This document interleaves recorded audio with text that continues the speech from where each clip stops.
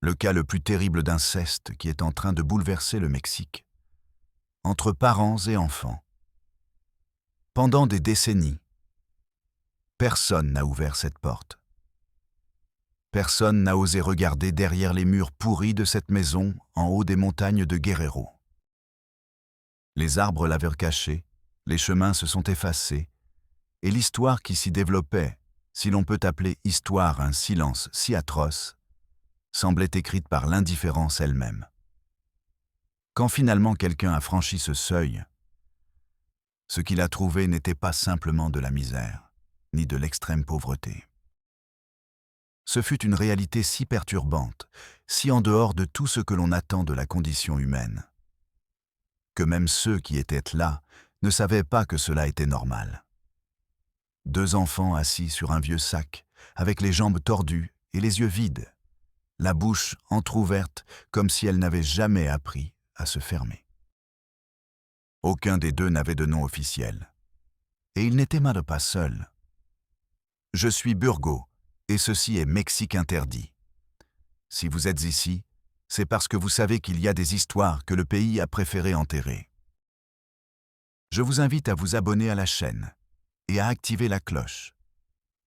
Car ce que nous allons raconter aujourd'hui ne se trouve pas dans les journaux télévisés. Je veux aussi vous demander quelque chose de très spécial. Commentez ci-dessous de quelle partie du Mexique vous êtes, parce que souvent, les histoires les plus dures sont plus proches que ce que nous imaginons. Et nous voulons enquêter sur ce qui se passe dans votre région. Cette chaîne est pour cela, pour mettre en lumière ce que d'autres préfèrent taire. Tout a commencé non par une dénonciation, ni par une enquête officielle, mais par hasard.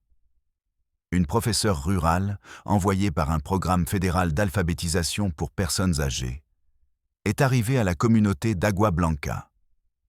Personne ne l'a accueillie, personne n'est sorti pour la recevoir. Les enfants du village, peu nombreux et dénutris, la regardaient avec méfiance. Mais l'un d'eux, un enfant pieds nus qui ne parlait pas mais qui la suivait à distance, l'a menée sans le vouloir au bord d'un terrain clôturé par des branches sèches. Au fond, presque englouti par la végétation, une petite maison en bois incliné, sans fenêtre visible, avec un toit qui semblait tenir par miracle. La professeure, poussée par l'instinct, a franchi la clôture sans demander la permission. À l'intérieur, l'air était dense, presque irrespirable. Il n'y avait pas de lumière. Seule une bougie usée dans un coin, une odeur aigre qui mêlait humidité, enfermement et vieille urine. Dans le coin opposé, 2 enfants assis sur un sac, couvert de poussière. Ils n'ont pas levé les yeux. L'un avait le visage si défiguré par des déformations osseuses qu'il était difficile de trouver la moindre symétrie. L'autre respirait par la bouche, avec la langue sortie et les yeux de côté. Il avait les oreilles projetées sur les côtés, les paupières tombantes et une couleur de peau grisâtre qui semblait étrangère à toute enfance. Au fond, une femme âgée, le dos courbé et les lèvres tremblantes, murmurait quelque chose entre ses dents comme si elle priait ou délirait. Elle n'a pas réagi face à l'intruse. Elle a seulement tourné un peu la tête et a refermé les yeux. La professeure est sortie de là sans dire un mot. Elle a marché jusqu'au petit centre de santé du village, a demandé à parler à quelqu'un du DIF, a exigé une attention urgente. Ils lui ont dit qu'ils le signaleraient. Des semaines se sont écoulées. Rien ne s'est passé. Elle est revenue de son propre chef, cette fois avec une infirmière volontaire qu'elle avait rencontrée au chef-lieu municipal. Les deux sont entrés ensemble. La scène était la même, mais cette fois il y avait un autre enfant, plus petit. Il avait une bosse sur la tête de la taille d'une orange, il marchait en cercle et frappait son front contre le mur. L'infirmière s'agenouilla, tenta de lui parler, mais il ne répondait pas. Il ne s'arrêta que lorsqu'on le toucha. Alors, il commença à pleurer, comme si c'était la première fois que quelqu'un le touchait sans le blesser. Aucun de ses enfants n'était enregistré. Ils n'existaient pas pour le gouvernement, et personne dans le village ne voulait parler. Certains les appelaient les croisés, d'autres les marqués, d'autres disaient simplement qu'ils étaient possédés. Mais le plus terrible n'était pas l'état dans lequel ils vivaient, ni les déformations, ni même l'absence de nom.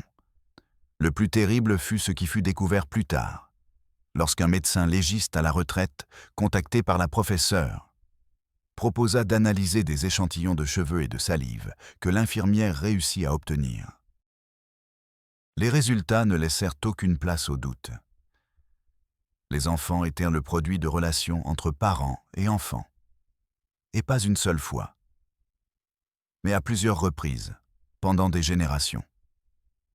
L'histoire de cette famille remonte aux années 80.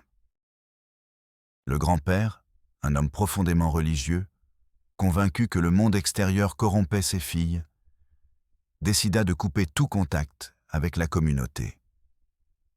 Il les força à rester à la maison, leur interdit d'étudier et, avec les années, commença à les voir, non comme des filles, mais comme sa propriété. De ces abus naquirent les premiers enfants avec des signes de consanguinité. Visages allongés, mâchoires proéminentes, bras plus courts que la normale, peau avec des taches de tons disparates. Le cercle se répéta. Un des fils grandit et prit aussi sa sœur comme femme, et ensuite sa fille. Personne ne s'en soucia. Quand finalement une organisation civile réussit à arriver sur les lieux avec des caméras, des avocats et des travailleurs sociaux, il était trop tard. La plupart des enfants présentaient déjà des dommages neurologiques irréversibles. L'un d'eux mourut de malnutrition sévère avant d'être transféré. Un autre ne résista pas au voyage. Seuls 3 survécurent. Ils furent emmenés dans un foyer dans le nord du pays, avec une identité protégée. La maison fut démolie. Mais le silence, personne ne l'a enlevé. Jusqu'à aujourd'hui, cette histoire continue d'être niée par les autorités locales. Ils disent que ce fut un cas isolé, qu'on ne put rien prouver avec certitude. Mais les faux noms, les corps difformes, les cicatrices, les journaux trouvés parmi les ordures, les prières gribouillées sur les murs, tout cela raconte une autre version. Une version qui ne doit pas être oubliée. Parce que si quelque chose fait plus mal que ce qui s'est passé, c'est de savoir que beaucoup le savaient, et ils n'ont rien fait. Quand les premiers rapports parvinrent aux oreilles du personnel d'État à Chilpancingo, il était déjà impossible de cacher ce qui s'était passé à Agua Blanca. Les images filtrées, floues, prises avec un ancien téléphone portable, tremblantes, montraient non seulement la précarité du lieu, mais aussi le regard perdu des enfants. L'un d'eux apparaissait au premier plan, le visage penché vers le bas, la langue pendante et une bave épaisse descendant sur son menton. Son expression n'était ni de douleur, ni de peur. C'était l'habitude. Comme s'il n'avait jamais appris à attendre autre chose. Cette image, bien que diffuse, suffit à susciter des réactions. Non par compassion, mais par scandale. Les autorités municipales, alertées par la pression médiatique, convoquèrent une conférence de presse improvisée à la mairie. Assis derrière une table en bois mal vernie, le président municipal nia toute responsabilité. Il assura qu'aucune plainte formelle n'avait jamais été reçue et que la communauté d'Agua Blanca était autonome dans ses coutumes. Ce fut alors que la professeure, cette femme à la voix douce et au tremblement dans les mains, demanda la parole. Elle montra un cahier d'écolier aux couvertures vertes. Sur la première feuille, écrite d'une écriture enfantine, apparaissait une phrase. « Je n'ai pas de nom. On m'appelle Bête. » Personne n'applaudit. Personne ne répliqua. Seul le silence inconfortable de ceux qui ne veulent pas regarder la vérité en face. Le cas, loin d'être assumé comme une tragédie nationale, fut détourné. On dit que c'était un cas extrême de marginalisation rurale, une anomalie statistique qui ne représentait pas le vrai Mexique. Mais ceux qui avaient été là savaient que ce n'était pas une exception. C'était la conséquence naturelle de l'indifférence. Ce qui fit le plus mal n'était pas seulement la déformation physique des enfants. Leurs mâchoires tordues, leurs yeux qui ne s'alignaient pas, leur corps vieilli avant l'heure, mais la certitude qu'ils auraient pu être sauvés si quelqu'un, une décennie auparavant, avait fait quelque chose. Les travailleurs sociaux qui entrèrent dans la maison pour ramasser les affaires décrivirent l'intérieur avec des mots simples, mais dévastateurs. Ils sentaient l'oubli. Sur l'un des murs, ils trouvèrent une croix dessinée au charbon et en dessous, une liste de noms qui ne correspondaient à aucun registre officiel. C'étaient des noms inventés par les enfants. L'un se faisait appeler Jesucito, un autre celui qui respire, un autre simplement personne. À côté de ces mots, il y avait des dessins. Une figure courbée, une autre avec des larmes, une autre avec une corde au cou. Ce n'était pas de l'art. C'était un témoignage. La femme âgée qui vivait avec eux fut identifiée comme la mère d'au moins 5 des enfants. Elle ne voulut pas parler. Elle répétait seulement une phrase.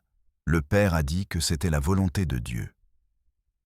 Quand on lui offrit de la nourriture, elle la refusa. Quand on tenta de l'emmener à l'hôpital, elle refusa de monter. Elle n'accepta que lorsqu'on lui montra une Bible et qu'on lui promit qu'elle n'irait pas en prison. Pendant le trajet, à l'arrière d'une camionnette, elle dit qu'elle aussi avait été élevée ainsi, qu'elle n'avait jamais connu une autre forme de vie, que si c'était mal, personne ne le lui avait dit. L'infirmière qui les accompagna pendant le transfert ne put retenir ses larmes. Elle dit que l'un des enfants lui avait pris la main avec une force inhabituelle, qu'il ne la lâchait pas. Elle lui demanda son nom et il répondit « Dis-moi toi qui je suis ». Ce n'était pas un jeu, c'était une question légitime. On ne lui avait jamais dit comment il s'appelait. Personne ne l'avait baptisé. Il n'avait pas d'acte de naissance. Pour l'État, pour l'école, pour l'Église. Cet enfant n'existait pas. Dans le refuge temporaire où ils furent emmenés, les 3 survivants reçurent une attention médicale immédiate. L'un d'eux fut diagnostiqué avec une hydrocéphalie non traitée, un autre avec des malformations crânio-faciales sévères, et le troisième avec une condition neurologique irréversible. Mais ce qui impacta le plus l'équipe médicale ne furent pas les diagnostics, mais les réactions des enfants face à la lumière électrique. Ils clignaient des yeux comme si l'éclat les blessait. L'un d'eux surina dessus en entendant le son d'un mixeur. Un autre pleura pendant des heures en voyant une télévision. Non pas pour ce qu'elle montrait, mais parce qu'ils ne comprenaient pas comment elle fonctionnait. Pour eux, le monde était une pièce sombre, avec de la terre au sol et des prières comme seul son. Pendant ce temps, à Agua Blanca, les voisins commencèrent à garder le silence. Certains, en voyant les nouvelles, nièrent avoir su quelque chose. D'autres insinuèrent qu'ils avaient toujours soupçonné, mais qu'il était mieux de ne pas s'en mêler.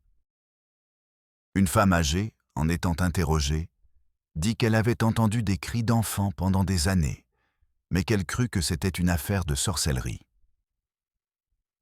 Un commerçant raconta qu'une fois, il vit l'un des enfants avec un bâton attaché au cou, mais que le père dit que c'était pour corriger son esprit.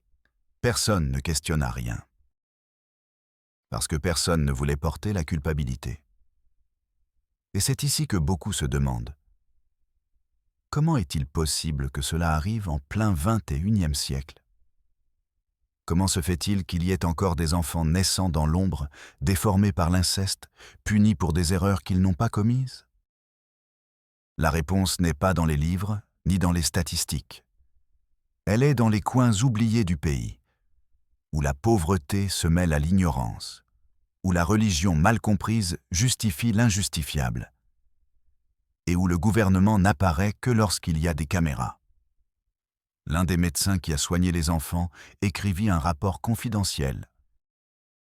Dans celui-ci, ces enfants n'ont pas seulement un dommage physique. Ils ont l'âme brisée. Ils ont été façonnés par l'enfermement, par l'abus, par l'omission. Ils ne connaissent pas la tendresse. Ils ne connaissent pas l'étreinte. Ils ne connaissent pas l'extérieur.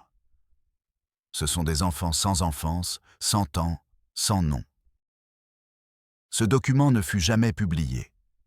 Il fut filtré par une infirmière indignée qui, des semaines après, fut transférée sans explication dans un autre État.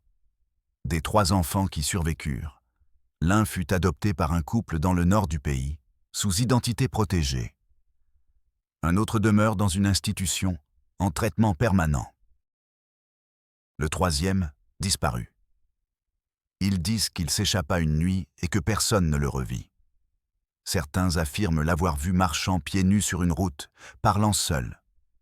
D'autres croient qu'il retourna dans les montagnes, qu'il cherche la maison où il est né, qu'il espère retrouver sa mère, bien qu'il ne se souvienne pas de son visage. Et c'est là que l'histoire, aussi douloureuse soit-elle, se transforme en une plaie ouverte. Parce que nous ne parlons pas seulement d'une famille. Nous parlons d'un système entier qui permit que cela se produise. De voisins qui se turent, de fonctionnaires qui ignorèrent. D'un pays qui encore aujourd'hui, dans tant de coins, continue d'enfanter des enfants dans l'obscurité. Des enfants qui ne demandent rien d'autre que d'être vus, nommés, étreints. Et quoi? Quand personne ne le fait, ils finissent par devenir ce que cette histoire nous oblige à nous rappeler. Parfois ce n'est pas le crime qui fait le plus mal, mais la coutume, le silence qui l'entoure, la normalisation de l'inhumain.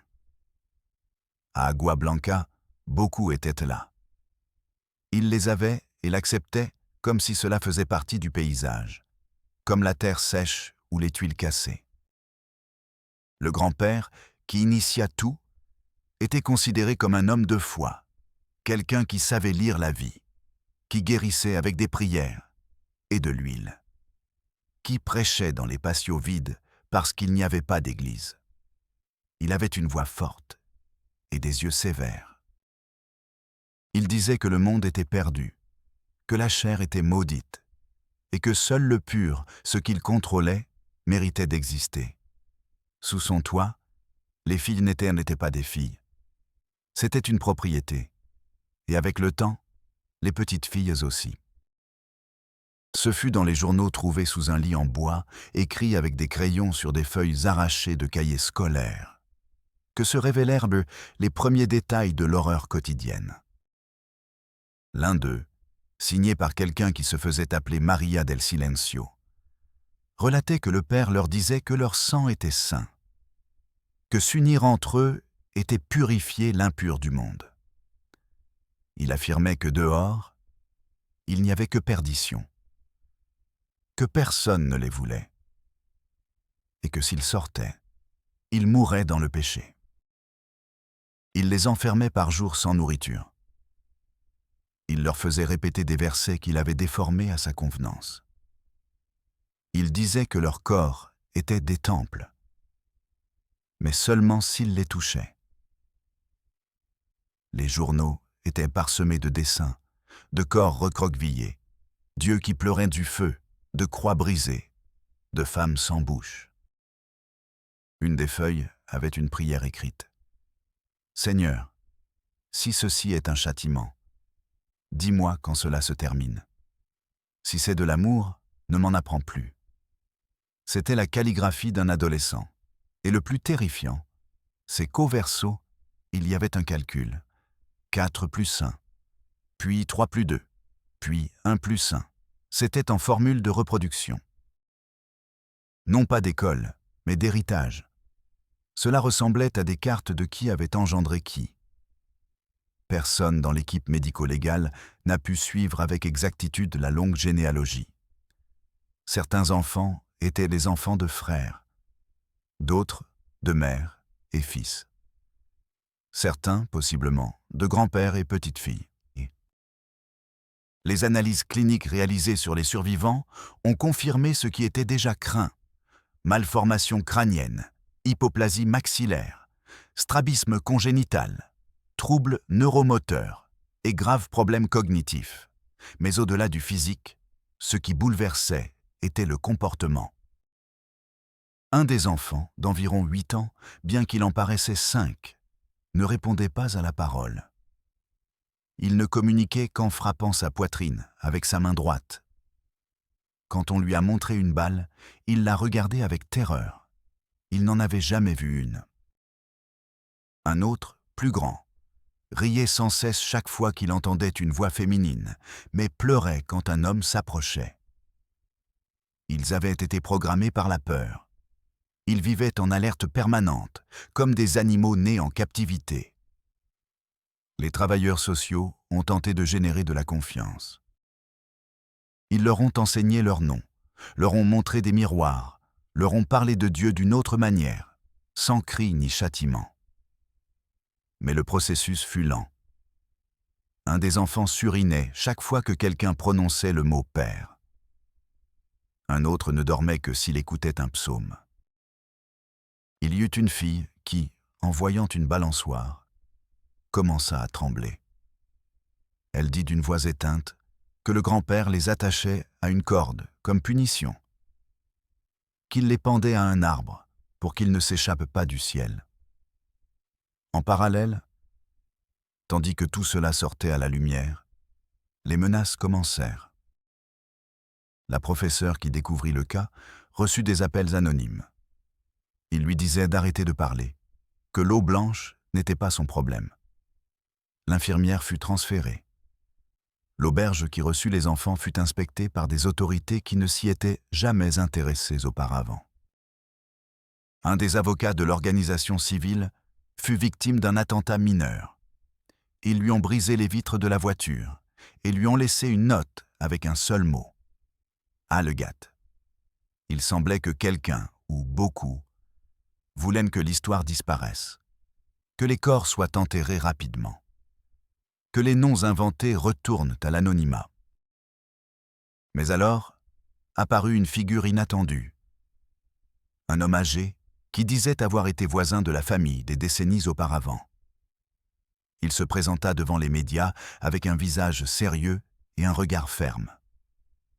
Il raconta qu'enfant il avait entendu des cris, que sa mère lui interdisait de s'approcher de cette maison. Qu'une fois, il vit une des filles, pieds nus, avec des vêtements déchirés, demandant du pain. Mais quand il le raconta à son père, celui-ci lui donna une gifle et lui dit de ne pas s'en mêler. « Ils sont différents, dit-il. Et ce qui est différent apporte le malheur. » Cet homme, maintenant avec des cheveux gris et une voix tremblante, confessa qu'il avait gardé le silence toute sa vie et qu'il n'en pouvait plus. Son témoignage ouvrit une brèche. D'autres commencèrent à parler. Une femme affirma que la mère des enfants avait mis au monde son premier enfant à 12 ans. Que personne n'avait rien fait. Un vieil homme a dit qu'il avait vu le grand-père avec un fusil, surveillant le chemin, et que tous préféraient contourner le terrain plutôt que de passer par là. Une fonctionnaire du DIF a révélé, sous couvert d'anonymat, qu'il y a des années, quelqu'un avait tenté de dénoncer des maltraitances infantiles à Agua Blanca, mais que l'affaire avait été classée faute de preuves et parce qu'il s'agissait d'une communauté d'usages et coutumes. La notion d'usage et coutume a été utilisée comme bouclier pendant des années. Sous cet argument, de nombreux abus ont été ignorés, comme si la culture justifiait le crime, comme si la pauvreté était une excuse pour la barbarie. Mais rien, absolument rien, ne peut justifier l'inceste systématique, la déformation des corps, la destruction des âmes innocentes. Ce n'étaient pas des monstres, c'étaient des enfants. Des enfants qui n'ont jamais joué, n'ont jamais été étreints, n'ont jamais vu une école. Des enfants qui ont été créés pour l'enfermement. Enfants d'enfants d'enfants, piégés dans une chaîne sans fin.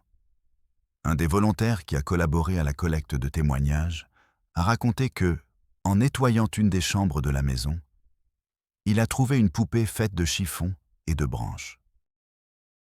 Elle avait des yeux dessinés au charbon, une bouche cousue avec du fil épais, et un nom écrit sur le tissu, Joe. Ils l'ont placé à côté d'autres objets récupérés, comme symbole de ce que cette famille avait perdu.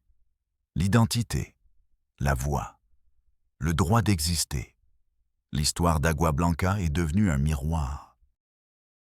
Un miroir sombre où le Mexique a dû regarder ce qu'il préfère cacher.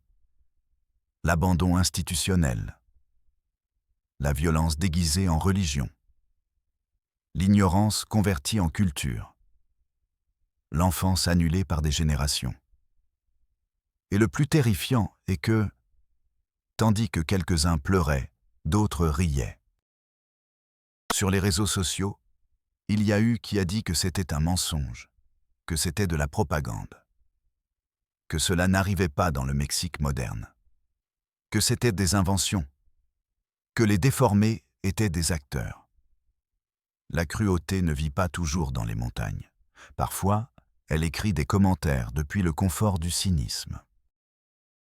Mais les enfants existent, ceux qui sont morts et ceux qui respirent encore. Leurs visages sont gravés sur cette unique photo prise avant que le gouvernement n'essaie de tout cacher. Une image floue, oui, mais suffisante. Parce que parfois, il suffit d'un regard vide pour secouer un pays entier. Et pourtant, beaucoup continuent de ne pas regarder. Parce que ça fait mal.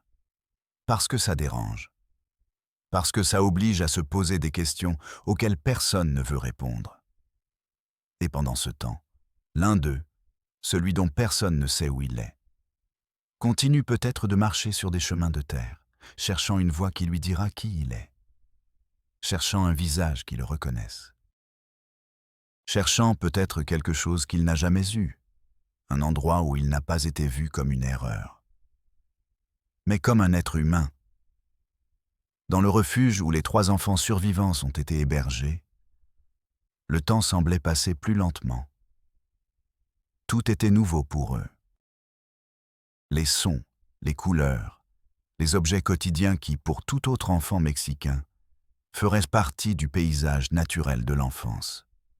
Pour eux, une assiette en céramique était une énigme, une lampe était un soleil domestique qui éblouissait et terrifiait. Et un miroir. Le miroir les laissait paralysés. L'un d'eux a pleuré en voyant son reflet pour la première fois. Il a demandé, d'une voix basse et tremblante, qui était cet enfant si laid qui le regardait. Personne ne lui a répondu. Ils l'ont seulement serré dans leurs bras. Les soignants savaient qu'ils ne pouvaient pas tout leur expliquer d'un coup. C'était dans des corps d'enfants, oui. Mais leurs esprits étaient fracturés, modelés par l'enfermement, par la répétition de dogmes, par une logique de peur qui a remplacé toute notion d'amour ou de soin. L'un des petits, celui qui avait la mâchoire proéminente et la langue toujours pendante, n'émettait pas de mots. Il communiquait par des coups sur le sol et des regards fixes. L'autre, avec le visage asymétrique et les sourcils à des niveaux différents, répétait les mêmes 3 phrases, encore et encore. Ne sors pas, ne regarde pas, ne dis pas.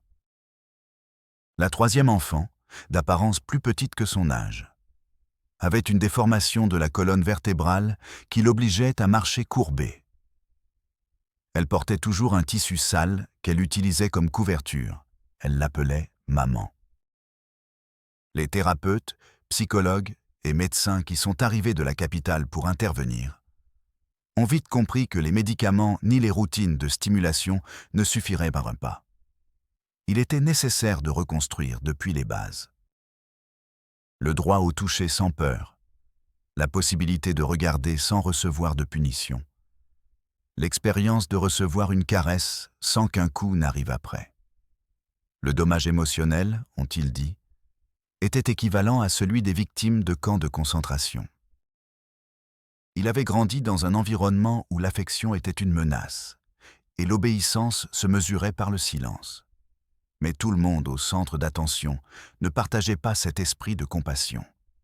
Certains fonctionnaires, visiblement mal à l'aise, demandaient si ces enfants valaient la peine de l'effort. L'un a suggéré de les transférer dans un centre psychiatrique permanent. Un autre, avec une froideur effrayante, a dit qu'il serait préférable de ne pas les exposer autant, que leur visage difforme effrayait les autres enfants. C'est alors qu'une des infirmières, nommée Olivia, a élevé la voix. Elle a raconté devant tous comment l'un des petits s'était endormi pour la première fois sans cauchemar, après qu'elle lui ait raconté une histoire inventée sur un enfant qui sortait d'une grotte pour découvrir qu'il y avait de la lumière. Elle a dit que pendant qu'elle racontait, il la regardait sans cligner des yeux, et que lorsqu'elle a terminé, il lui a demandé si l'histoire était vraie. Olivia a répondu que oui, qu'il était cet enfant. Et alors, il a souri. Le premier sourire. Un sourire maladroit, édenté, la bouche à moitié ouverte. Mais un sourire enfin. C'était l'affaire de l'abri. Le cas était déjà devenu un champ de bataille politique. Le gouvernement de l'État niait ses responsabilités. Il disait qu'Agua Blanca était une communauté fermée, inaccessible, qu'aucune plainte formelle n'avait jamais été reçue, que le méfait aussitôt qu'il a été notifié. Mais les dates ne correspondaient pas. Il y avait des documents, des courriers et des témoignages qui démontraient qu'au moins 3 rapports antérieurs avaient été ignorés ou classés par manque de preuves. Les médias nationaux, initialement indifférents, ont commencé à s'intéresser. Mais l'approche, malheureusement, se centrait sur la morbidité. Des titres comme Les enfants de l'inceste ou La famille maudite de Guerrero inondaient les journaux télévisés, déshumanisant encore plus les victimes. Burgo, le journaliste alternatif de la chaîne que vous connaissez sous le nom de Mexico Prohibido, a été l'un des rares à refuser d'utiliser ces termes. Au lieu de cela, il a parlé des enfants par leurs noms inventés. Jesucito, personne, celui qui respire. Il a parlé de leurs gestes, de leurs dessins, de leur manière d'embrasser depuis la peur. Et cela a généré une autre vague, celle des gens ordinaires. Femmes et hommes de tout le pays ont commencé à écrire des lettres, à envoyer des jouets, des couvertures, des livres illustrés. Certains envoyaient des enregistrements avec des contes lus à voix haute. D'autres écrivaient seulement « Ils ne sont pas seuls ». Le Mexique les voit. Dans l'une de ces lettres, une dame âgée de Puebla a inclus une image de la Vierge de Guadeloupe et un message écrit à l'encre bleue. Peu importe qui étaient tes parents. Dieu t'a fait avec vie, et cela suffit pour mériter l'amour. La lettre a été lue à voix haute par une soignante. L'un des enfants, en entendant le mot « vie », a porté la main à sa poitrine. Il n'a pas parlé, mais ses yeux se sont embués. Pour la première fois, il semblait comprendre que peut-être, juste peut-être, son existence n'était pas une punition. Pendant ce temps, l'enquête judiciaire progressait lentement. La mère des enfants, internée dans un hôpital psychiatrique sous observation, ne disait presque rien. Elle murmurait seulement des prières déformées. Quand on lui a demandé si elle savait ce qu'elle faisait, elle a dit que son père lui avait appris que le monde était un lieu corrompu et que ce qui était pur devait rester à la maison. Les examens médico-légaux ont indiqué qu'elle aussi avait été victime dès son plus jeune âge. Son corps portait des traces de naissance multiples, des fractures mal guéries et des signes de malnutrition chronique. C'était une femme brisée depuis l'enfance, devenue mère d'enfants qu'elle n'avait jamais désirés. Le grand-père, présumé initiateur de la chaîne d'abus, était mort il y a des années. Il a été enterré sur un terrain sans pierre tombale, près de la maison. Personne dans le village ne se souvenait exactement quand il était décédé. Certains disaient que de vieillesse, d'autres que de maladie. Mais le plus inquiétant était que plusieurs voisins l'appelaient encore Don Santo. Ils disaient qu'il savait des choses que les autres ne savaient pas, qu'il guérissait avec le regard. Ces expressions laissaient voir à quel point le fanatisme, l'ignorance et l'isolement avaient permis que l'horreur se cache à la vue de tous. Le parquet de l'État, sous la pression de l'opinion publique, a annoncé une enquête approfondie et la création d'un protocole pour des cas similaires. Mais dans la pratique, les actions étaient minimes. Aucun fonctionnaire n'a été sanctionné. Personne n'a été destitué. Seuls des communiqués ont été émis. La communauté d'Agua Blanca a resserré les rangs. Les quelques habitants qui restaient là refusaient de donner des interviews.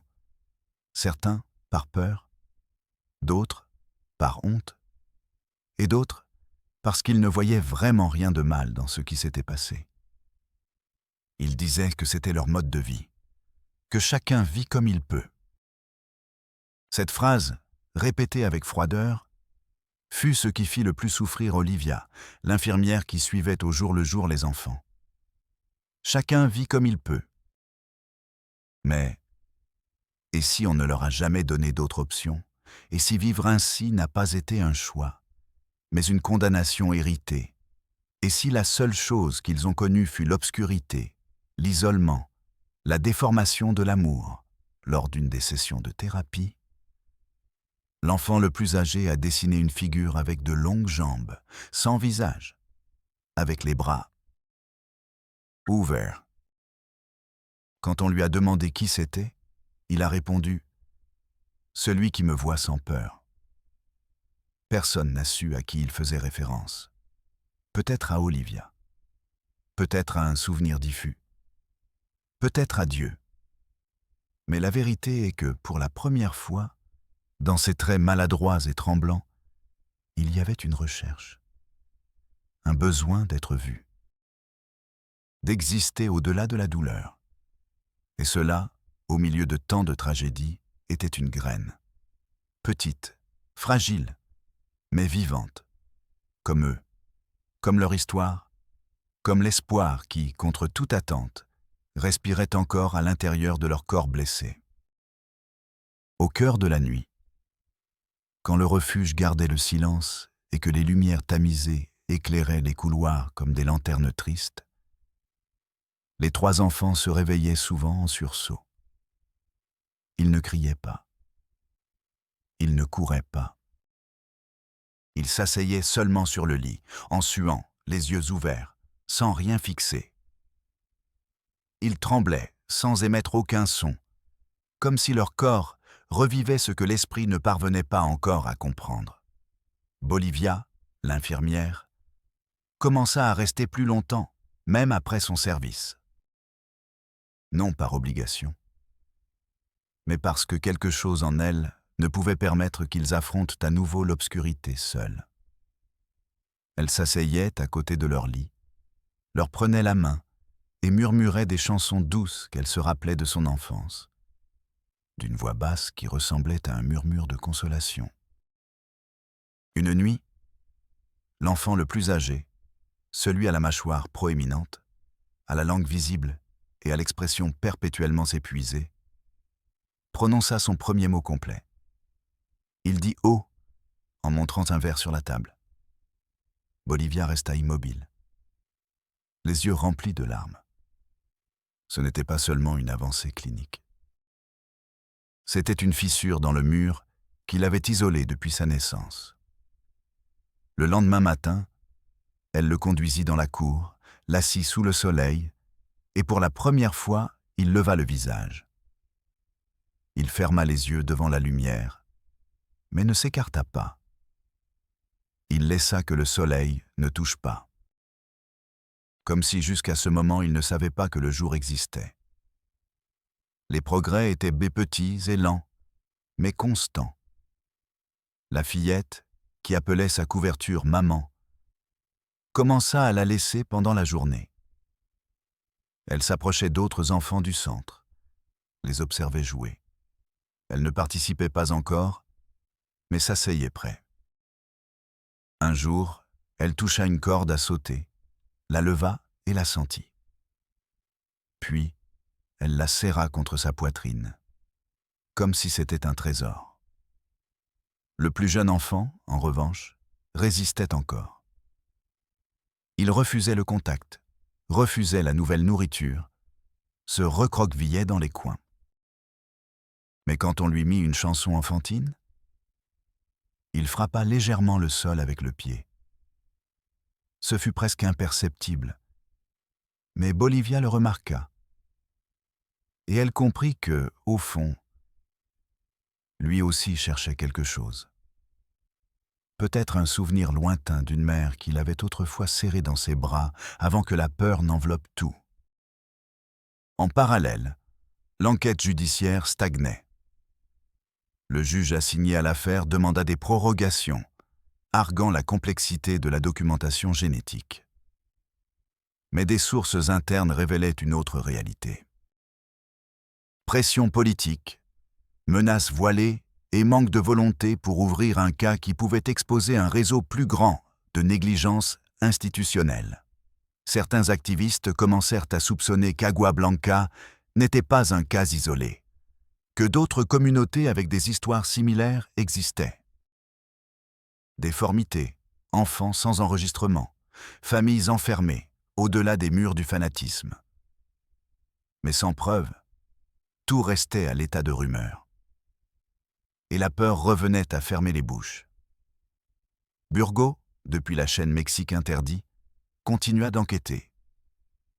Il voyagea jusqu'à Guerrero, visita les environs d'Agua Blanca avec une caméra cachée. Ce qu'il trouva fut désolant. Maisons vides, chemins sans signalisation, regards qui évitaient de croiser le sien. Dans un magasin, une femme âgée osa lui dire quelque chose. Elle lui demanda de ne pas enregistrer, mais lui parla. Elle dit qu'il y avait d'autres maisons, d'autres familles, où des choses similaires se passaient. Que tous le savaient, mais que personne ne faisait rien. Ici on est pour se taire, lui dit-elle. Celui qui parle disparaît. Avec cette phrase gravée dans l'esprit, Burgo retourna à la capitale. Il ne pouvait pas tout publier, pas sans preuve, pas sans mettre d'autres en danger. Mais il le partagea avec les autorités compétentes. Ou du moins c'est ce qu'il crut. Des jours après, sa chaîne reçut une dénonciation anonyme. Elle disait qu'il diffusait du contenu faux, qui incitait à la haine. La vidéo sur Agua Blanca fut démonétisée. Ils lui fermèrent temporairement le compte. Et bien sûr, quelqu'un ne voulait pas qu'on continue à parler du sujet. Pendant ce temps, à l'auberge, Olivia continuait son travail avec les enfants. Un après-midi, l'un d'eux lui demanda pourquoi elle avait des larmes aux yeux. Elle répondit que ce n'était pas de la tristesse, mais de l'amour, qu'elle était heureuse de le voir grandir. L'enfant ne comprit pas complètement, mais sourit. Ce fut un sourire petit, fin, maladroit, mais un sourire qui naquit de l'âme.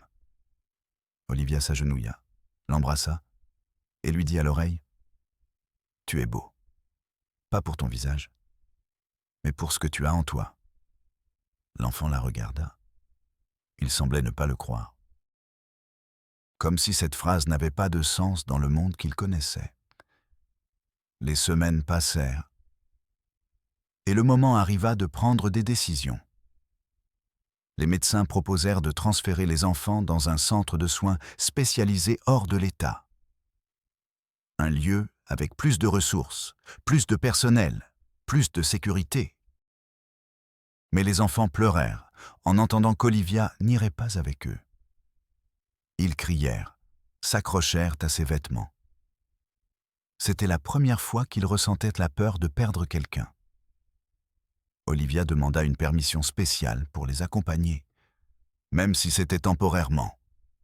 Elle l'obtint. et partit avec eux. Dans le nouveau centre, dans un état du nord du pays dont le nom ne fut pas révélé, les progrès continuèrent. De nouveaux volontaires, de nouveaux thérapeutes furent incorporés. Mais quelque chose avait déjà changé pour toujours. Ce n'étaient pas seulement 3 enfants luttant contre leur histoire. C'étaient des symboles. C'étaient des blessures vivantes qui parlaient de tout ce que le Mexique avait ignoré pendant des générations. C'étaient des miroirs d'un système qui n'avait pas voulu regarder. Et c'étaient aussi de petits miracles. Car malgré le dommage, malgré les corps déformés, malgré le langage limité, ils savaient encore rire. Ils pouvaient encore aimer.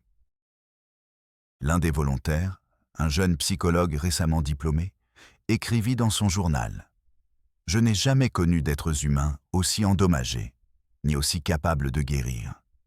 Ils m'apprennent chaque jour que l'âme, quand elle s'accroche à la vie, peut germer même dans le sol le plus aride. » Ce jeune homme, après quelques mois, demanda à rester de façon permanente.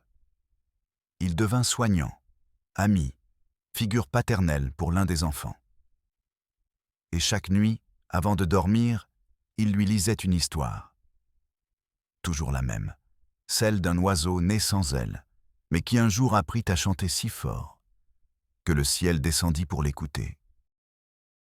Ainsi, peu à peu, quelque chose de nouveau se construisit.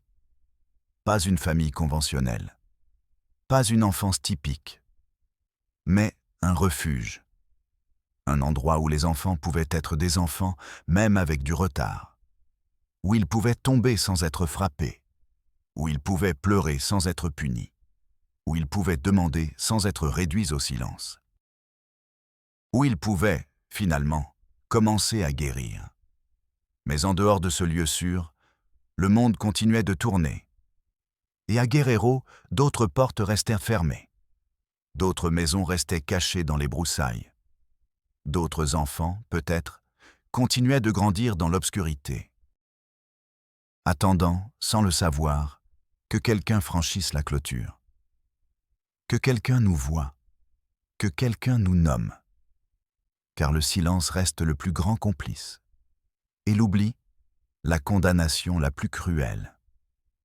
C'est pourquoi cette histoire ne doit pas être oubliée, parce qu'il ne s'agit pas seulement de 3 enfants.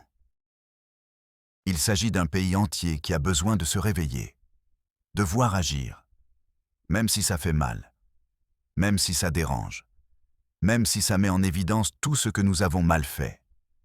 Car seulement ainsi nous pourrons dire, la tête haute, que nous n'avons pas été complices par omission. Et peut-être, avec le temps, ces enfants qui vécurent autrefois dans l'ombre parviendront à croire ce qu'aujourd'hui ils ont encore du mal à accepter, qu'ils méritent l'amour, qu'ils méritent de vivre, qu'ils méritent, finalement, d'être libres. Dans les registres du centre où ils vivaient désormais, les noms officiels des 3 enfants furent attribués par l'État, des noms neutres, choisis avec soin par des travailleurs sociaux qui pensaient que c'était ainsi que commençait une nouvelle histoire. Mais pour eux, ces noms ne signifiaient rien. Le plus petit insistait pour s'appeler Tout, un surnom que quelqu'un, dans son enfance, lui avait murmuré entre des chaînes de silence. La petite fille continuait de caresser sa vieille couverture, qu'elle appelait maintenant grand-mère. Et l'aîné disait simplement moi, chaque fois que quelqu'un lui demandait comment il s'appelait. Non pas parce qu'il ne pouvait rien prononcer d'autre, mais parce que personne ne lui avait jamais appris à se différencier de la peur qui l'habitait. Avec le passage des mois, le lien entre les 3 devint plus profond. Ils dormaient ensemble, mangeaient ensemble, se cherchaient quand l'un s'absentait. Ils n'étaient pas frères seulement par le sang, mais par le trauma. Ils avaient survécu au même abîme, et bien que le langage ne fût pas encore leur principale forme de communication, Ils se comprenaient avec des gestes, des regards, des pressions des doigts, de longs silences. Une nuit, pendant une tempête, ils s'étreignirent dans le lit. La pluie frappait le toit avec violence, et le plus jeune commença à pleurer. L'aîné lui couvrit les oreilles avec ses mains déformées.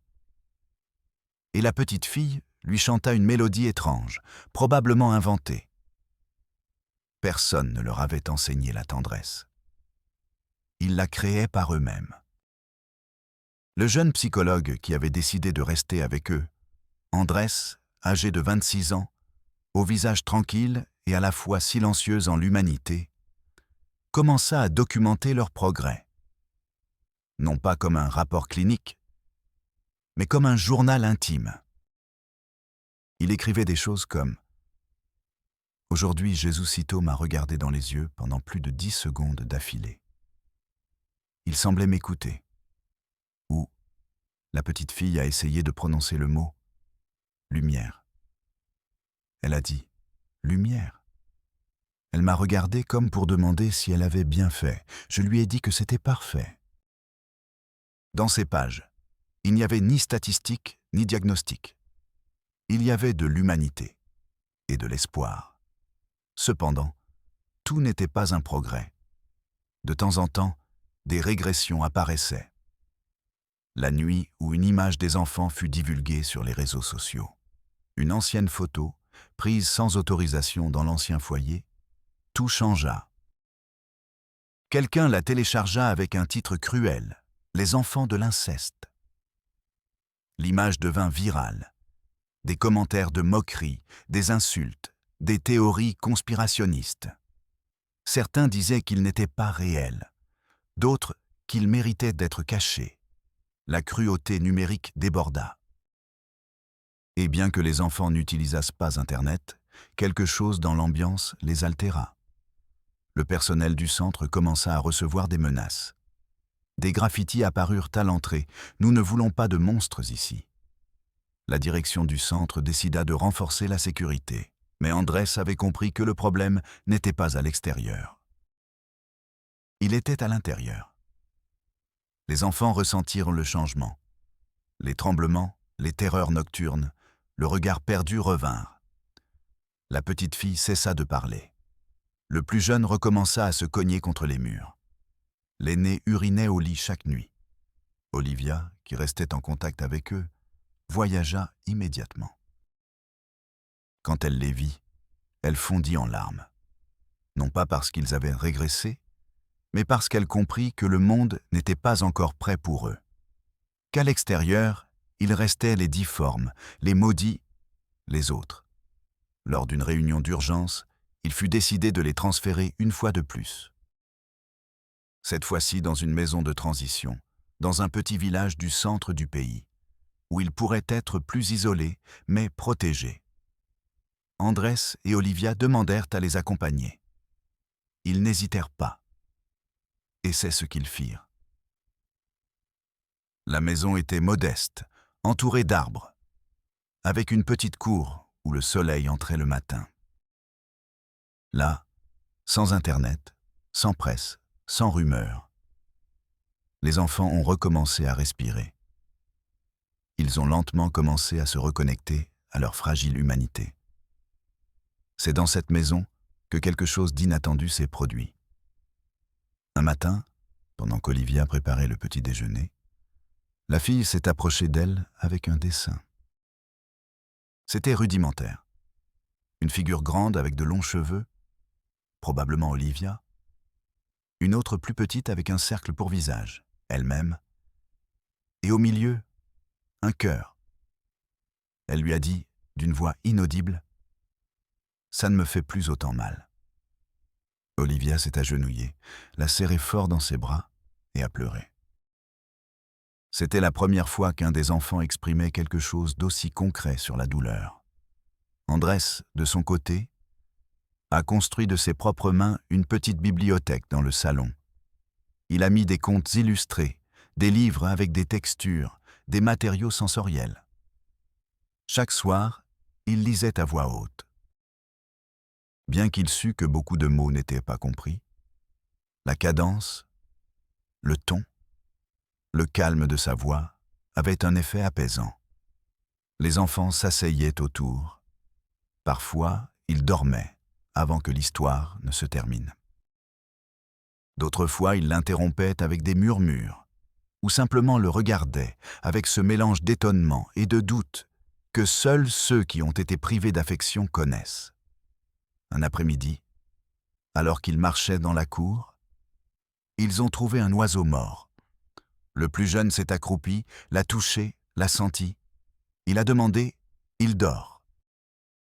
Andrés s'est agenouillé et lui a expliqué que l'oiseau était mort, qu'il ne volerait plus. L'enfant a froncé les sourcils. Il est resté silencieux. Puis il a dit « Comme les enfants qui n'ont pas de nom ». Andrés l'a regardé sans savoir quoi dire. Cette phrase n'était pas une répétition. C'était une construction propre. C'était la première fois qu'un d'eux exprimait une idée abstraite, une pensée qui connectait la mort avec l'oubli. C'était, au fond, une façon de dire « J'ai été ça ».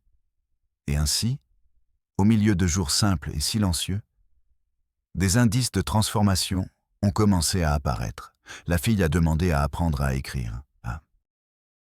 L'aîné a commencé à collaborer en cuisine. Le plus jeune a demandé une brosse à dents de couleur rouge. Détail. Petit pas. Goutte d'eau sur pierre. Mais, comme toujours, la menace venait de l'extérieur. Une nouvelle administration d'État a demandé à revoir tous les cas d'enfants sous tutelle. Le dossier des 3 est réapparu. Certains fonctionnaires ont considéré qu'ils étaient déjà en état d'être intégrés à un foyer d'adoption. Ils ne savaient pas d'où ils venaient. Ils ne savaient pas ce qu'ils avaient vécu. Ils ne voyaient que des rapports qui parlaient de progrès modérés et de capacité de socialisation de base. Olivia et Andrés ont lutté contre cette décision.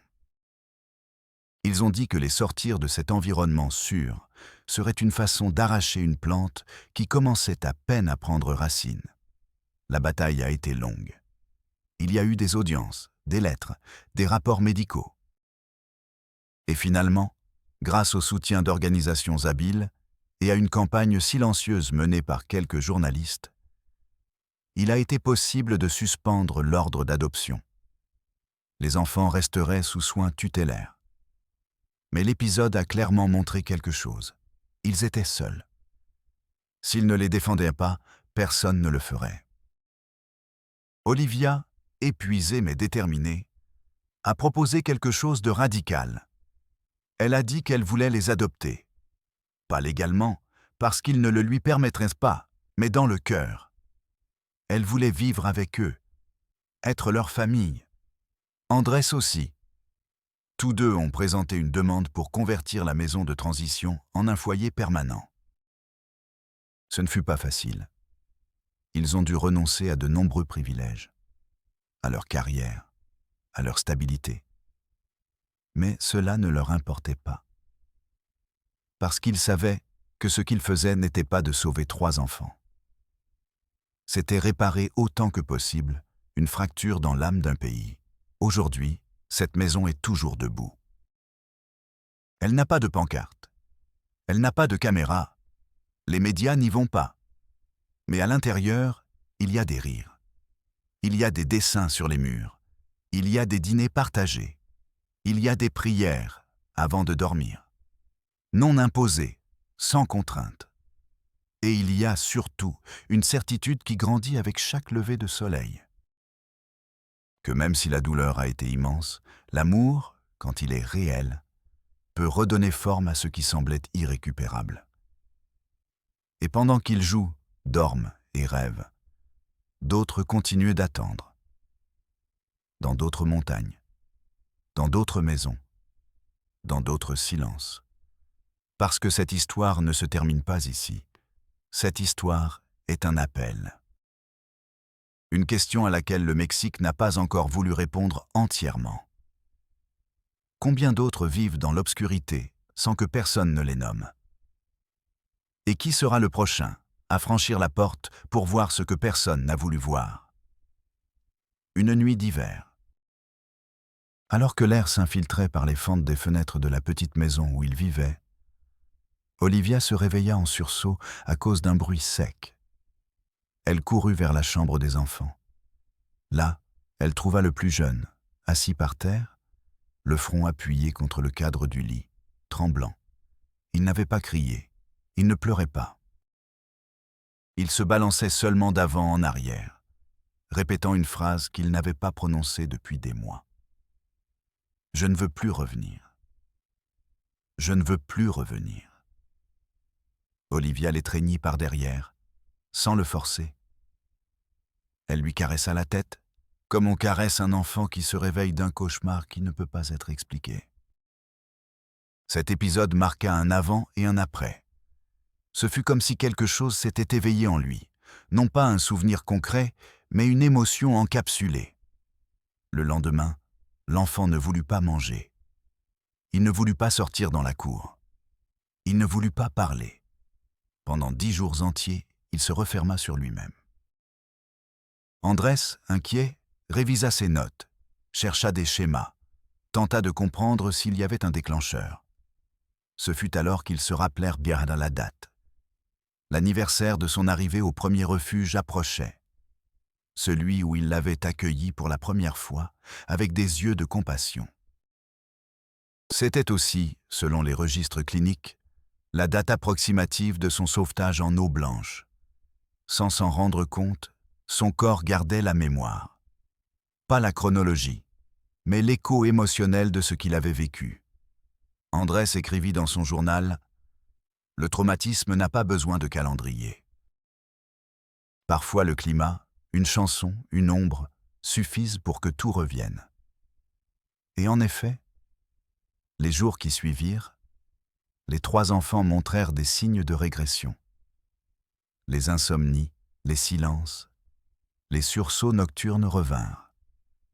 La fille cessa de prononcer les quelques mots qu'elle avait appris. L'aîné commença à s'arracher des mèches de cheveux.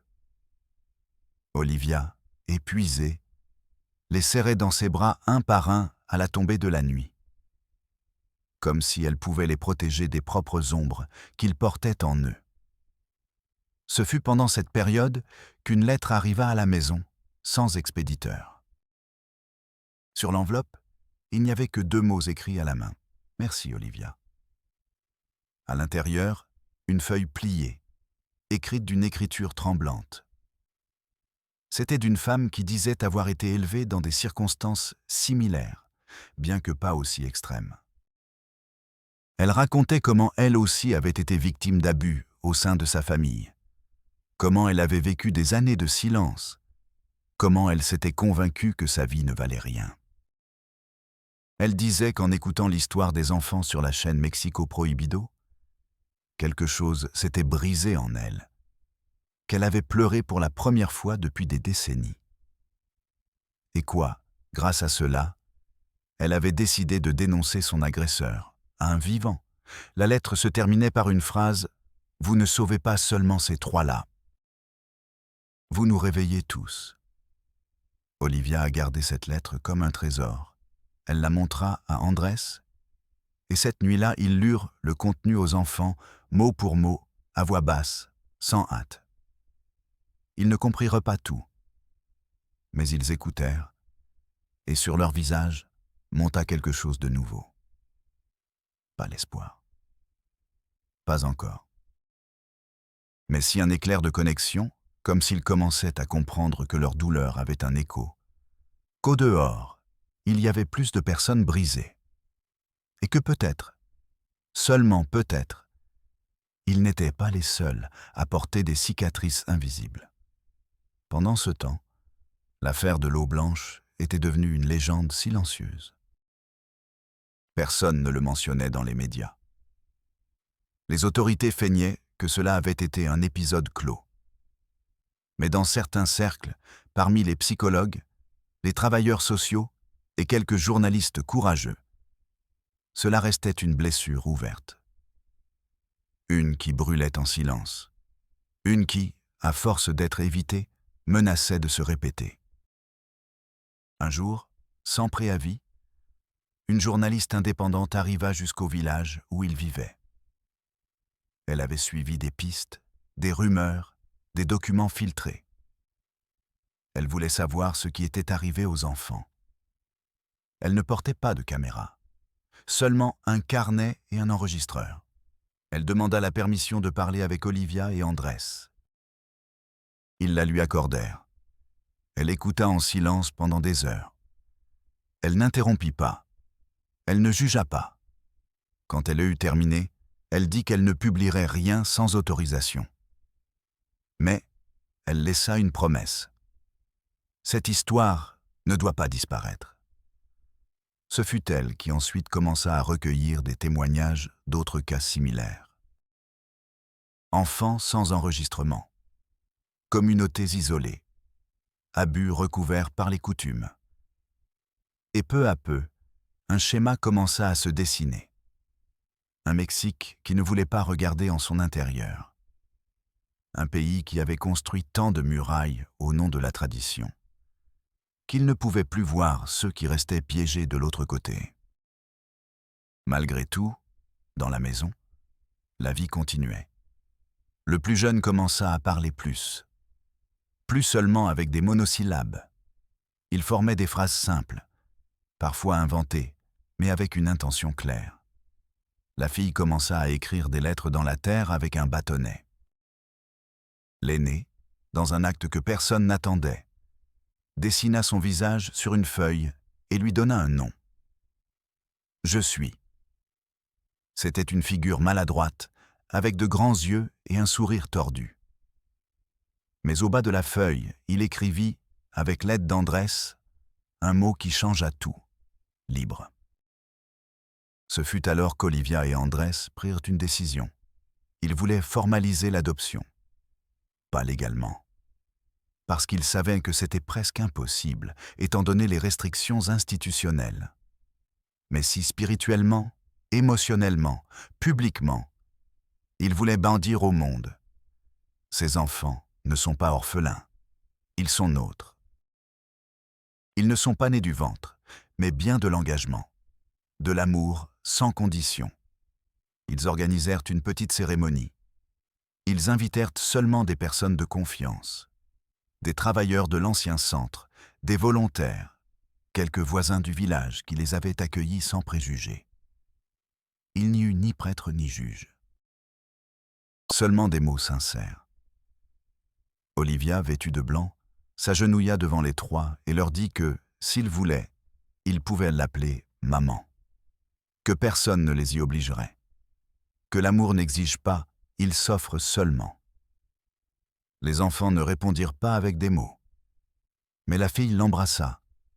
Le plus jeune lui toucha le visage. Et l'aîné, la voix à peine audible, dit « oui ». Cette nuit-là, ils célébrèrent avec un dîner simple. Riz, haricots, tortillas chaudes et pain sucré. Ils mangèrent ensemble à la même table. Ils rirent. Ils se regardèrent. Ils se sont permis d'exister. Dans un coin du salon, Andrés a placé une bougie allumée devant une photo. C'était l'image du dessin que l'aîné avait fait de lui-même. À côté, une phrase écrite au marqueur noir. Nous sommes ici. Nous continuons ici. Mais le passé, comme toujours, ne s'oublie pas. Parfois tu reviens sans prévenir. Parfois tu frappes sans bruit. Un petit matin, une camionnette noire s'est garée devant la maison. Personne n'est descendu.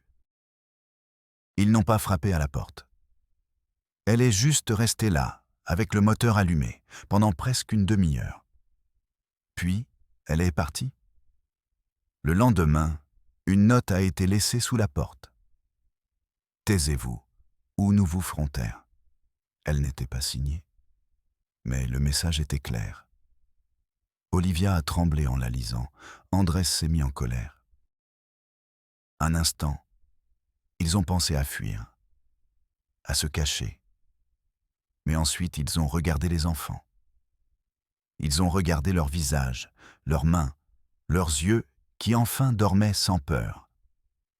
Et ils ont su qu'ils ne pouvaient pas revenir en arrière, qu'ils ne pouvaient pas laisser le silence gagner à nouveau. Ils ont alors décidé d'enregistrer un témoignage. Non pour le publier immédiatement, mais comme une capsule temporelle, comme une preuve, comme un acte de résistance. Dedans, ils ont tout raconté. Depuis le premier jour à Agua Blanca jusqu'à ce moment, ils ont parlé avec sérénité, avec vérité, avec respect. Et à la fin, Olivia a regardé la caméra et a dit « Si un jour il nous arrive quelque chose, s'il vous plaît, prenez soin des enfants. Ne laissez pas l'obscurité les réclamer à nouveau. » Cette vidéo a été sauvegardée sur une clé USB, dans un coffre-fort, entre les mains de quelqu'un qui saurait quand l'utiliser, non par vengeance, mais par justice. Car, même s'ils vivaient éloignés, même si leur nom était nouveau, même si les murs de leur maison étaient différents, ils savaient qu'ils faisaient toujours partie d'une histoire plus grande. Une qui n'était pas terminée. Une qui continuait à s'écrire dans les marges du pays, dans chaque enfant oublié, dans chaque communauté abandonnée, dans chaque porte que personne n'ose ouvrir. Et eux, ceux qui furent autrefois les difformes, les innommables, les enfants de l'inceste, étaient maintenant quelque chose de plus. Ils étaient des témoins. Ils étaient un symbole. Ils étaient une graine. Et cette graine, au cœur du Mexique, commençait à germer. Le vent soufflait fort ce matin-là où Olivia a décidé qu'il ne pouvait plus vivre en attendant le prochain sursaut. Après le message anonyme laissé sous la porte et la camionnette noire devant la maison, elle a compris quelque chose qu'elle avait craint depuis le début. Le monde auquel ses enfants s'étaient échappés n'était pas encore prêt à les recevoir. Non pas pour eux, mais pour ce qu'ils représentaient. C'était une menace pour le confort de ceux qui ont toujours regardé ailleurs. Une vérité incarnée dans des corps qui, pendant des années, avaient été utilisés comme excuse pour justifier le silence, la tradition ou la résignation. Elle en a discuté avec Andrés devant une tasse de café, dans la cuisine modeste, où pendaient des dessins d'enfants et des crucifix. Elle lui a dit, d'une voix ferme, que la peur ne pouvait plus dicter le cours de leur vie. Qu'ils n'y restèrent pas, que si quelqu'un voulait les réduire au silence, il devrait le faire en regardant dans les yeux de 3 enfants qui apprenaient à peine à sourire. Andrés a acquiescé. Non parce qu'il ne ressentait pas de peur, mais parce qu'il savait qu'Olivia parlait avec la conviction d'une mère prête à mourir pour ses enfants. C'est ainsi qu'ils ont commencé à planifier quelque chose de plus grand.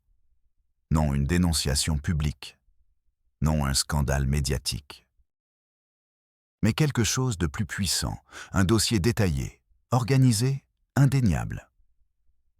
Ils ont décidé de rassembler toute la documentation qu'ils avaient depuis le premier jour.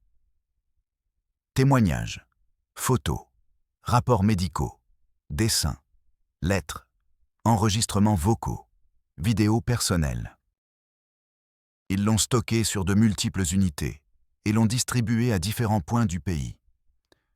Ils ont fait confiance à des amis, des journalistes, des activistes. Si quelque chose leur arrivait, cette vérité éclaterait. Et si rien n'arrivait, elle resterait gardée comme un acte de mémoire et de prévention. Pendant ce temps, à la maison, la vie continuait. Les enfants ne pleuraient plus la nuit. Le plus jeune avait commencé à poser des questions, pas beaucoup, mais importantes. Parce que le soleil change de place, parce que les gens meurent, parce qu'il y a des mots qui font mal. La petite fille pouvait déjà écrire son nom, celui qu'elle avait choisi, et elle le faisait en grandes lettres, avec fierté. L'aîné avait appris à compter jusqu'à 20. Un jour, pendant qu'il regardait un documentaire sur les animaux, il a dit qu'il voulait être biologiste. Andrés lui a demandé s'il savait ce que cela signifiait. Il a répondu « C'est celui qui s'occupe des bêtes que personne ne veut. » Andrés a éclaté de rire. « Alors tu l'es déjà, lui a-t-il dit. Tu t'occupes déjà de 3. Mais en dehors de cet espace protégé, le pays restait enveloppé de contradictions. À Guerrero, l'affaire d'Agua Blanca avait été ensevelie sous d'autres titres. Élections, violence, économie. Personne ne semblait s'intéresser à ce qui était arrivé à ses enfants. Le parquet n'a jamais recontacté Olivia ni Andrés. Le dossier a été clôturé faute de preuves suffisantes pour étayer une ligne de responsabilité pénale continue. Personne n'a été poursuivi. Personne n'a demandé pardon. Personne n'a reconnu l'omission de l'État. Et pourtant, il y avait quelque chose qu'on ne pouvait pas enterrer, la rumeur. Dans les villages voisins, des histoires ont commencé à circuler. Que ce n'était pas seulement à Agua Blanca que ces choses se passaient. Qu'il y avait d'autres maisons où naissaient des enfants d'enfants dans les registres, où l'on pratiquait des rites de sang, où les femmes ne sortaient jamais au soleil. Des histoires qui sonnaient comme des légendes, mais qui pour certains activistes avaient un écho trop réel. On a parlé d'Oaxaca, de Veracruz, de la Sierra de Puebla, de communautés complètement isolées, protégées par la peur, le fanatisme religieux ou l'indifférence étatique. Une anthropologue qui avait travaillé avec des peuples autochtones de la région a contacté Olivia en secret. Elle lui a dit qu'elle avait vu des choses similaires. Que dans certaines zones, les notions de famille et de propriété s'étaient tellement déformées que les liens entre pères et filles se normalisaient comme un héritage de plus. Que tout était couvert sous le voile des us et coutumes. Que si l'on dénonçait, la communauté serrait les rangs et l'expulsait, ou le réduisait au silence. Olivia a tout écouté en silence. Elle n'a pas répondu immédiatement. Puis, elle a seulement dit « Et si nous retournions ?» L'idée n'a pas été bien reçue par Andrés. Retourner à Guerrero? Sur cette terre où la peur respirait encore dans chaque pierre? Mais Olivia ne parlait pas de revenir physiquement. Elle parlait d'aller vers d'autres silences. De regarder là où personne ne voulait regarder. De tendre une main à ceux qui ne savaient pas encore qu'il y avait un monde en dehors de l'enfermement. L'anthropologue lui a offert son soutien.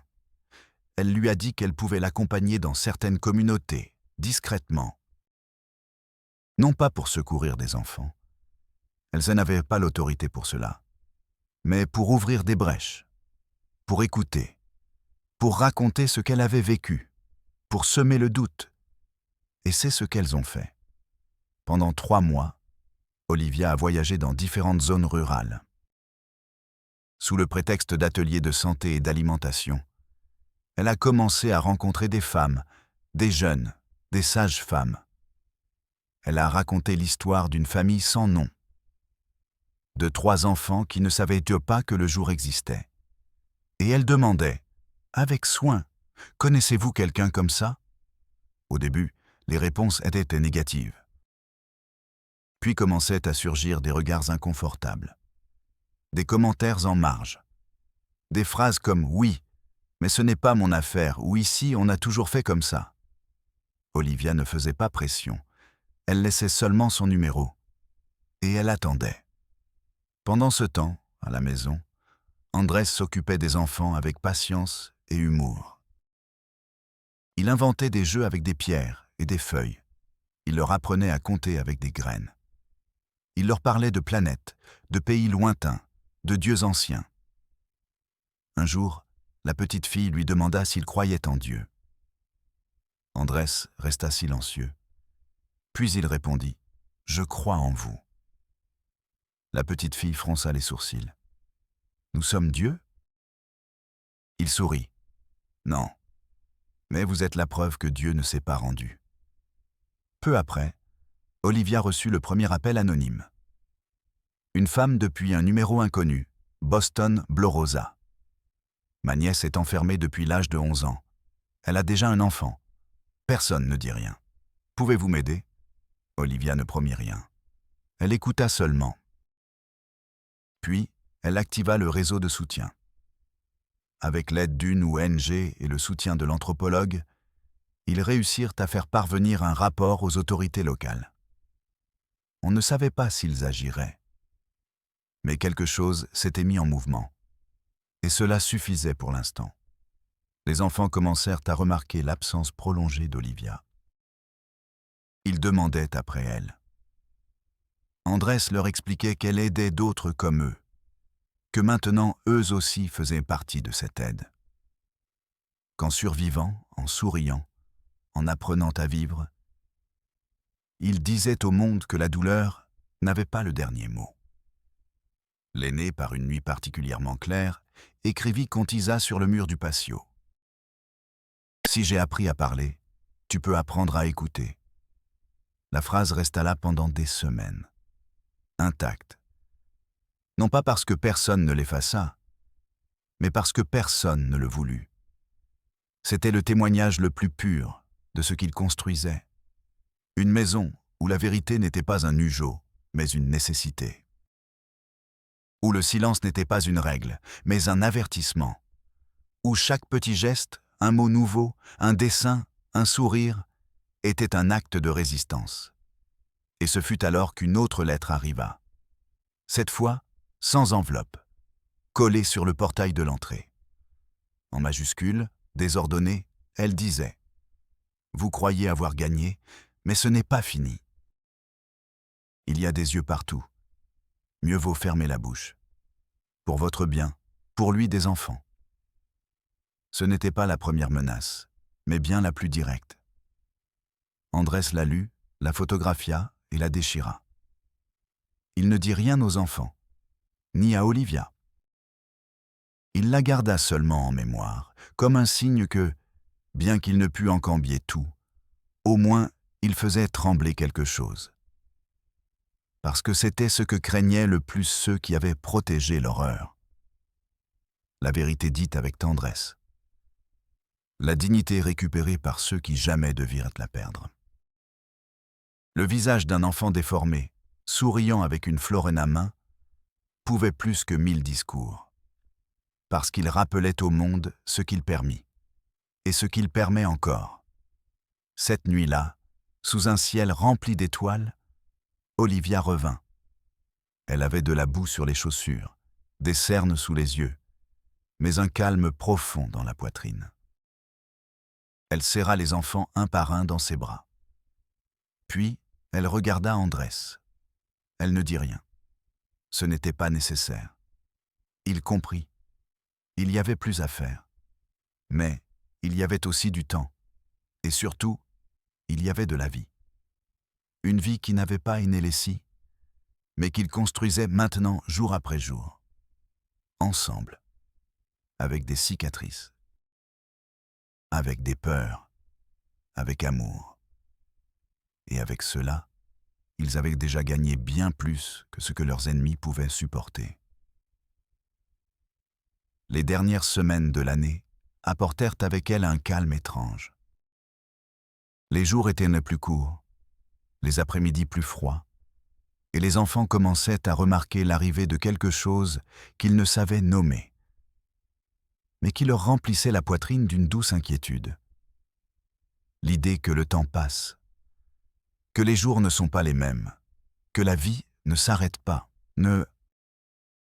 Olivia accrocha de petites lumières dans le salon et leur expliqua, avec des mots simples, ce qu'était Noël, non comme une fête religieuse, mais comme un symbole de naissance, de lumière au milieu de l'obscurité. La fille demanda s'ils étaient eux aussi nés à Noël. Andrés lui répondit qu'il ne savait pas avec certitude quand ils étaient nés, car personne ne l'avait enregistré. Mais s'ils savaient une chose, ils étaient nés de nombreuses fois.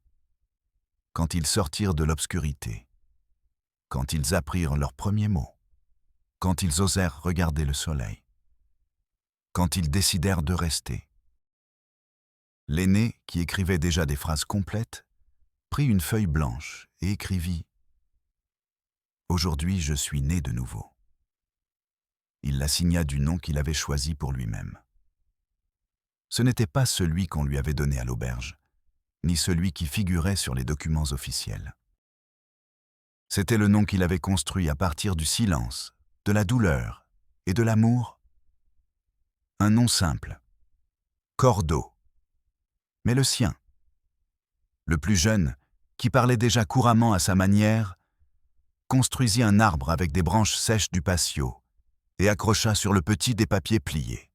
Sur chacun, il avait dessiné quelque chose qu'il désirait. L'un montrait une bicyclette.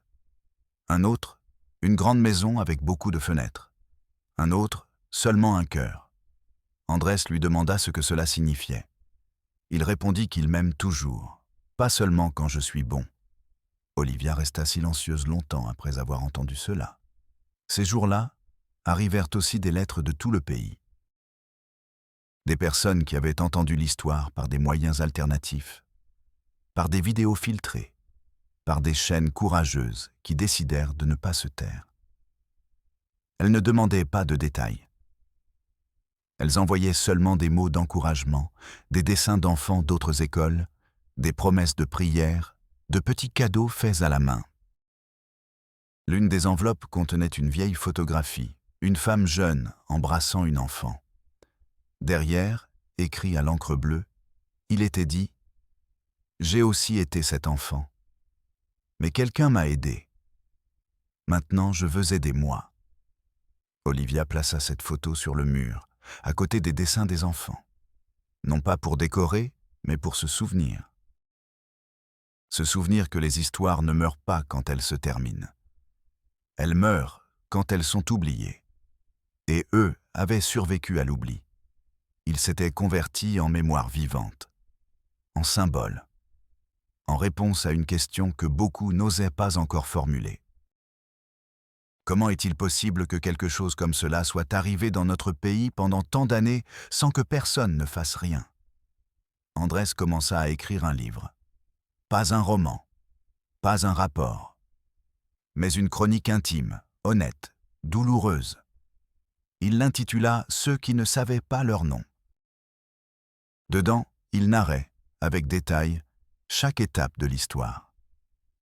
Non pour en tirer profit, non pour exhiber, mais pour préserver. Pour que, quand ils ne seront plus là, quand les enfants seront adultes, quand Olivia et elle ne vivront plus, quelqu'un puisse savoir qu'ils ont existé, qu'ils ont résisté, qu'ils ont lutté pour vivre comme tout être humain le mérite. La maison d'édition indépendante qui reçut le manuscrit l'accepta sans correction.